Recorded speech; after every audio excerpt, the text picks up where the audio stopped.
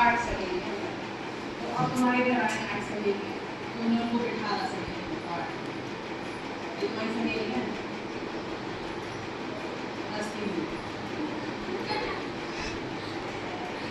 क्या होगा, हम भी लिख सकते हो इसमें।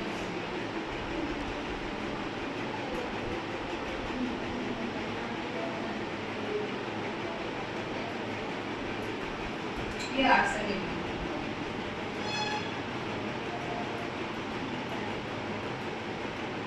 तुम्हारी सहेलियां आई बड़े उससे, तो उन्होंने तुम्हें कुछ बनाया, उनके लिए खिलाया, बहुत खुश हो तुम क्योंकि तुम्हारी सहेलियां तुम्हारे घर आई हैं। अब तुम्हारी मम्मी ने कहा चलो ठीक है, सारी बच्ची आई हैं तो सबको हम लड्डू बनाए थे हमने कल अच्छे बेसन के, तो सबको तुम लड्डू दे दो, ठीक है। तो तुमने कहा ठीक है। मम्मी ने पूछा कितनी सहेलियां हैं तुम्हारी, तुमने कहा 8 सहेलियां हैं मम्मा। तो कहा ठीक है, सबको 2-2 लड्डू दे दो। तो लड्डू दे के आए, तुमने सबके सामने ये प्लेट रखी, ठीक है। कितने कितने लड्डू रखोगे सबकी प्लेट में, 2-2 लड्डू रखोगे। ये 2 लड्डू रखे, ये 2 लड्डू रखे, सबकी प्लेट में तुमने 2-2 लड्डू रखे। अब बताओ कुल कितने लड्डू हो गए, गिनोगी तुम, 2 और 2 4 और 2 6 और 2 8 और 2 10 और 2 14 और 2 16, यानी 2 को हमने कितनी बार जोड़ा, कितनी बार जोड़ा तुमको, 8 बार जोड़ा।